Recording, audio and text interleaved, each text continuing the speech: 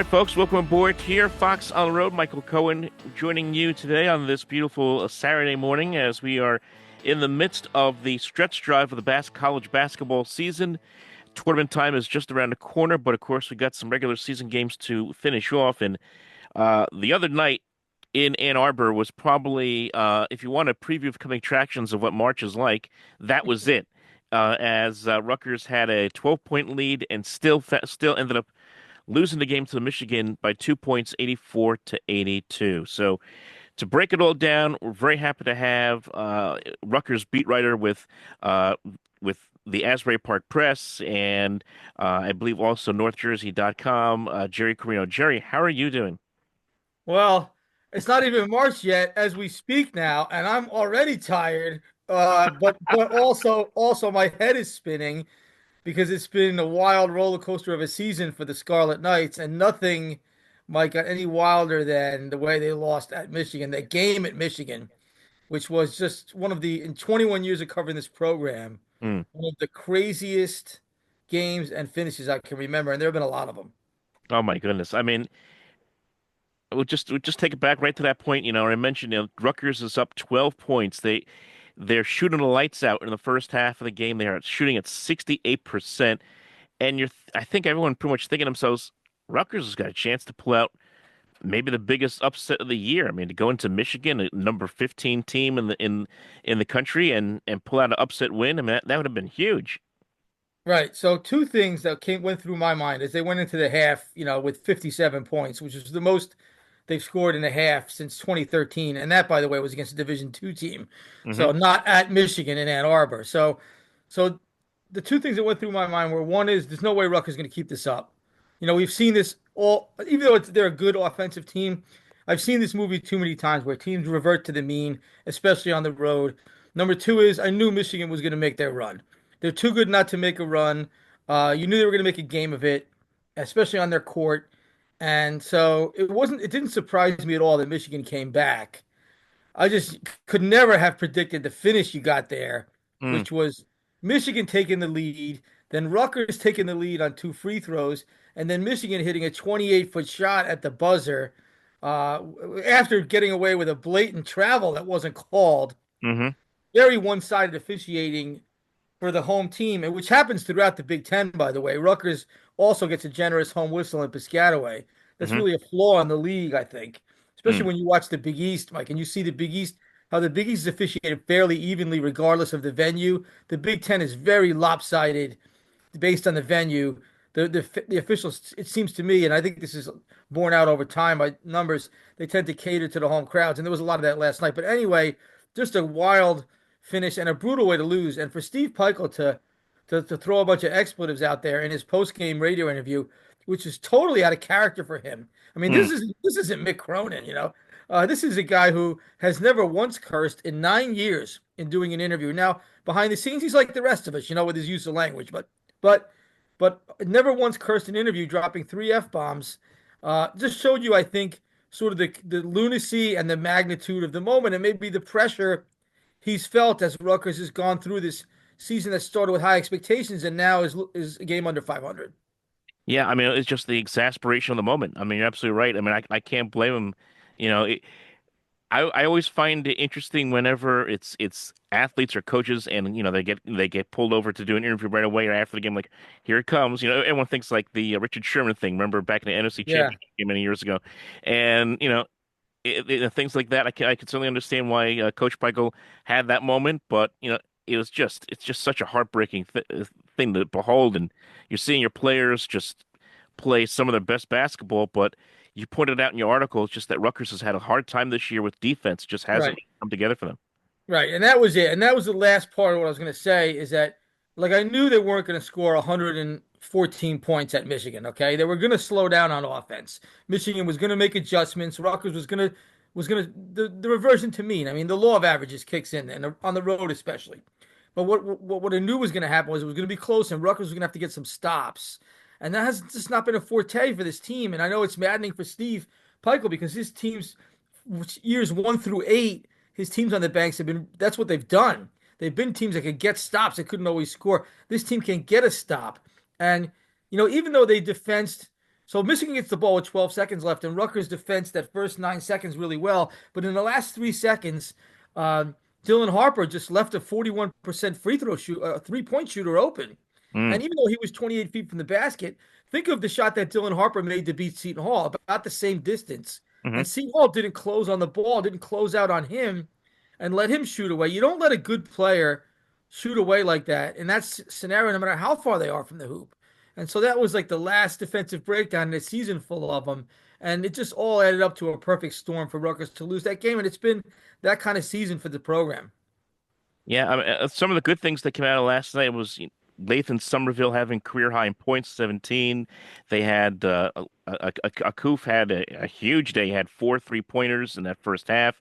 Um, unfortunately, he did miss one of the free throws. He did hit two of them down the Yeah, stretch. wouldn't that one miss didn't matter. They just would have lost the game by one instead of two. It would be worse, exactly. So, but I mean, that's how brutal that was because you're seeing all these guys that were bench guys just kind of contribute in Right. big ways. It made it even And worse. Lathan Somerville has come a long way. Now he's a freshman. None of these freshmen play good defense, right? But he's really, I mean, to score 17 against Michigan, which has two big time big men, and it's a career high for Lathan, showed you how far he's come. He's really benefited from the extra time from Rutgers starting center getting hurt. He came back yesterday, Maniac Boley, but was limited. So yeah, I mean, and like you said, Tyson Acuff, who's a Michigan native, to score 16 points and hit the go-ahead free throws. Zach Martini hit a big three-pointer. Rutgers got good contributions all the way around. Jermichael Davis had a good game, very disruptive. Rutgers got 20 something points from their bench. That's no more than that. They got 30 something points from their bench. The team is playing well and coming together offensively, but you have to when you have to sort of what's the right phrase? Drive the stake through the heart of a team like Michigan on their court, and they weren't able to do that. And that is college basketball especially this time of year. You got to drive the stake through, or who knows what could happen. Exactly right. I mean, you never know. But you're right. But Rutgers is playing their best basketball right now, Mike. I mean, they scored 80 plus points 3 straight games. You know when the last time they did that in 3 straight conference games was? 80 plus points in 3 straight conference games. The last time they did it was 1991. They're in the Atlantic 10. You, Wow. you're talking about, I mean, I was a young man then. You're talking about what, 30, 34 years Hmm. since they last did this. And now they're doing it in the Big Ten. So they're coming together, they're playing with consistency. They're getting contributions from players other than the two big freshman stars. Unfortunately, it seems like it's probably too late for them to, make the NCAA tournament. They'd have to win the league tournament now. Hmm. It's probably too late. But this is the team I think Rutgers thought they could be. And there's no shame in losing a 1 point game, 2 point game at Michigan. But they're playing well now. And like you said, a lot of good things are happening for them. It didn't show up in the win-loss column at Michigan, though. But it'll be interesting to see how that manifests itself in the upcoming Big Ten tournament. Yeah, I mean, I just like the way they've been playing overall here in the last couple of games. Obviously against USC, dominated that game. At the time it was their largest margin of victory against the conference opponent so far this year, and it was kind of a lot of the same things we saw last night, where pretty much everybody got involved and contributed, and certainly Dylan Harper did his thing with 25 points in that game. But with these couple of games left, and how do you see this? Do you think they could be an upset player here in this Big Ten tournament? Right now, they would be ranked, I think, 11th or 12th in the tournament. If it's And they'll probably get in. There's like a 90% plus chance they'll get in, even if they don't win another game. But I think they probably look, they're going to be big underdogs at Purdue. Purdue shredded them the first time. I know Dylan Harper didn't play, but it wasn't competitive. Purdue, the Mackey's probably the toughest venue in the league. They should beat Minnesota at home. Minnesota is not terrible, but Mhm, they should beat Minnesota at home. So you're going to go into the Big Ten tournament probably with you're probably going to be 8 and 12 in the league and probably get about the 10 or probably get about the 11 or 12 seed. Uh, and then it really depends on the matchups, right? I do think whoever Rutgers plays in that first round, they'll be better than mhm, because they're a different team now than they were, earlier in the season when they didn't have Dylan Harper and he was hurt, he was injured, he was playing substandard, subpar health wise. They're a different team now. So whoever they're playing in that first round and that like playing round of the Big Ten tournament, they're going to be much better than and should beat. And then it really depends on the matchups. Like if you're drawing Maryland, that's a tough matchup, right? With Maryland's got a really good big, they got guys who could shoot. That's not a great matchup, but it depends on who the matchup is, and it's hard to say. But yes, depending on who you this Rutgers, what Rutgers show you at Michigan is they could play with anyone on any court in the Big Ten down to the wire. And so, could they make a run? It depends on the matchups. Could they beat anybody in a one-off elimination game? Absolutely, and that's what'll make it worth watching for sure in Indianapolis. Absolutely. What do you think as we come to the end of the season? What's your sense of the job that Steve Peichel has done with this group, considering it was kind of a blitzkrieg, season this year with these two guys who have NBA prospects? Yeah, I mean you have to consider a disappointment to be fair because when you have two of the top five picks in the draft, even though they're freshmen, the expectation is to at least make the NCAA tournament. But Mm, so I think there's no other way. I mean, if you were to ask Steve, he would say the same thing. It's been a disappointment. It's been, probably his certain not probably without question his most disappointing season in the 9-year tenure, which has largely been very good. He brought Rutgers basketball out of the ashes.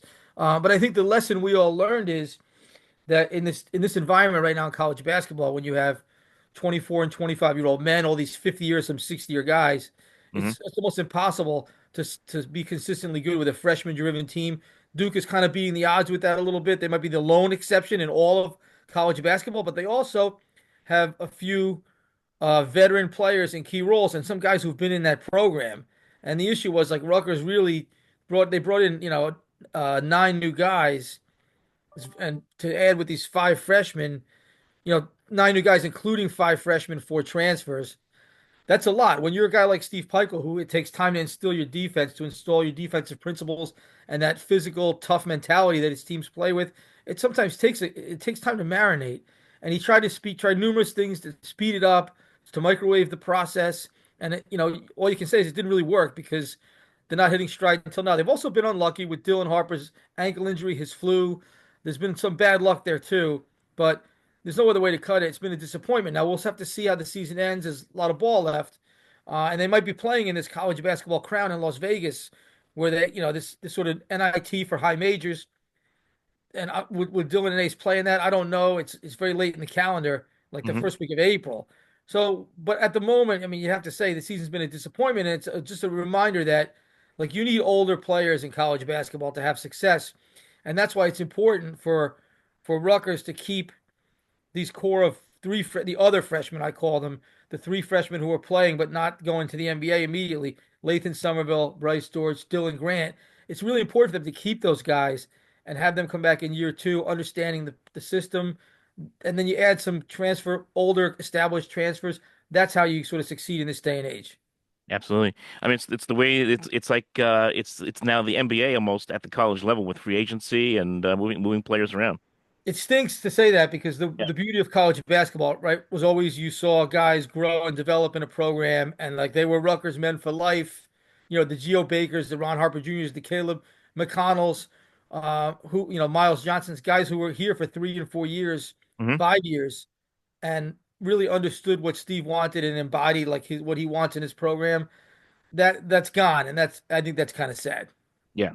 I mean, if he, I mean, I know it's easy to say it now looking back, but if you had even one or two of those guys on this team with these two young players, maybe it's a different field during the course of the year, you know? Right, and that was the problem is that you had three guys who could have helped this team from even though last year's team they had a disappointing season. You had three guys who could have helped this team. Cliff Amori could have helped them tremendously. They'd be Absolutely. a totally different team with him in the middle. Um, he's a 4-year guy, played really good high level rim protecting defense, rebounded. That's exactly what Rutgers has been missing. They couldn't keep him, Mike, because Alabama paid him a gazillion dollars. I mean, what are you going to say? They couldn't afford to keep him. This is the world now. hmm Um, Mawat Mag, glue guy, defensive stopper, a guy who really came out of nowhere, unrecruited, who developed in this program, goes off to BYU. He would have been great for this team because he doesn't need the ball in his hands. He doesn't need a lot of shots. He would have filled in those cracks. He goes to BYU for his post grad year. Again, no chance to keep him, money. And then the third guy is Derek Simpson. And to me, this is the biggest disappointment because I thought they could have kept Derek Simpson. Uh, there's a guy who really good defender, hustle player, good athlete, good ball distributor, not a good shooter, okay? But he doesn't have to shoot a whole lot when you have Dylan Harper and Ace Bailey. Last year, he was forced to shoot because Rutgers was so anemic offensively around the perimeter. I thought Derek Simpson, realistically, they could have had a chance to keep him and could have been a big part of filling in those cracks and veteran toughness defense that Rutgers needed. They didn't. He went to St. Joe's. He didn't want to take a role reduction, perhaps. What goes on behind the scenes, you don't always know. But like that's a guy they could have financially kept, but he left for a bigger role. He wants to start and be the guy at St. Joe's. He's got a bigger role there, and he's playing pretty well there. They're decent. So that's yes. To your point, you needed one or two of those guys to stay in retrospect to really bring out the full potential in this group, and it didn't happen. So a lot of what we're seeing now was sort of manifested in the offseason portal exchanges. Yeah. What are your thoughts on Dylan Harper and Ace Bailey? Just having watched them over the course of the year, I mean, these are two incredible talents. I mean, Right. anytime you see them on the floor, they just wow people with their physical abilities on the floor. W- Do you think that they are definitely NBA ready right now? What Oh would yeah, oh yeah, oh yeah. yeah. I mean, the NBA is going to gobble these guys up. Yes, Mhm. yes, absolutely. Look, there's a difference between what the NBA talent evaluators see and what we look at for in college. Mhm. And from an NBA talent evaluation standpoint, they're pretty close to can't miss players. Ace Bailey has all the athleticism, positionless, tough shot making ability that the league wants. Dylan Harper has that point guard IQ, the ability to beat guys off the dribble, to finish at the rim, or to pull up and hit a shot that NBA guys want. No question about it. Now, as college players, they are flawed on the one end of the court. They're not good defenders. No freshmen are. No college freshmen, with very few exceptions. Freshmen don't play good college defense. They come from high school where they don't really learn how to play high level man to man every possession, never taking the possession off. They don't have to. Their natural athleticism and skills like make up for that. That's a mindset.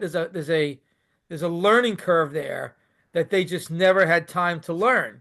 And so they're weak defenders collegiately. And that's part of why Rutgers is struggling. Probably the biggest part of why Rutgers is struggling on the defensive end is, Rutgers is starting four freshmen who are freshman defenders. Mm. So I think that Steve was hoping that he could sort of speed install his principles with these two guys, especially because they're such talented guys.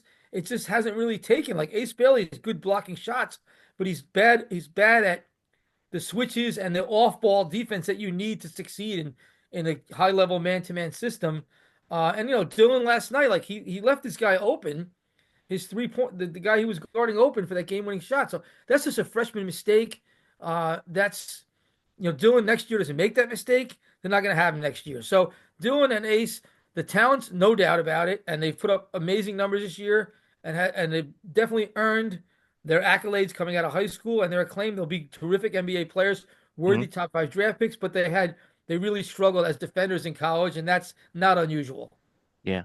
It's been a wild season. It really has been. I think last night was just kind of the microcosm of everything, just kind of all coupled together throughout the course of this year. Jerry, just kind of final thoughts here. What's your sense as we have a couple of games here left in the regular season. What are your final thoughts as we get ready for the stretch drive here? They could beat anybody in the Big Ten tournament. Got to get in, which they almost certainly will. It'd be nice to finish off the season with a win over Minnesota at home to gain some momentum. I expect they'll do that. And then, they're going to win at least a game, I would think, and maybe more. Can they win, five games to make the NCAA tournament? It's very doubtful. On a neutral court with the young team, the way they're playing defense, doubt it. But can they make a run? Can they beat anybody? Absolutely. Yeah. Any of those teams, Michigan State, Purdue, Michigan, as we saw, any of those teams in Indianapolis, they could beat in a one-off. Could they string a few of those games together? A few, maybe. Yeah, I think possibly they can make a run. So they're peaking now. They're playing as well as they've played all season. They're finally healthy. They'll be fascinating to watch. It's just to expect them to give them a good odds of winning a tournament like that is very, very difficult to do. But like I would definitely not miss the games if I was a Rutgers fan. No, I wouldn't either. I was looking at the bracket the other day and just kind of looking at the road to at least the semifinals, and it's certainly there. It's very possible. Not saying it's going to happen and Yeah. set it in stone, but And Rutgers yeah, has never made the semifinals. They made the quarterfinals when it was in New York City yeah, in Madison Square Garden in 2018. They never made the semi. So yeah, I think a lot depends on the draw, like in the big dance. But yeah, it's possible. And like I said, don't turn off that TV or turn out the lights just yet. not yet. All right. Jerry, awesome to have you on, man. Thank you so much for joining us. All right, thanks. Appreciate it. Always glad to do it.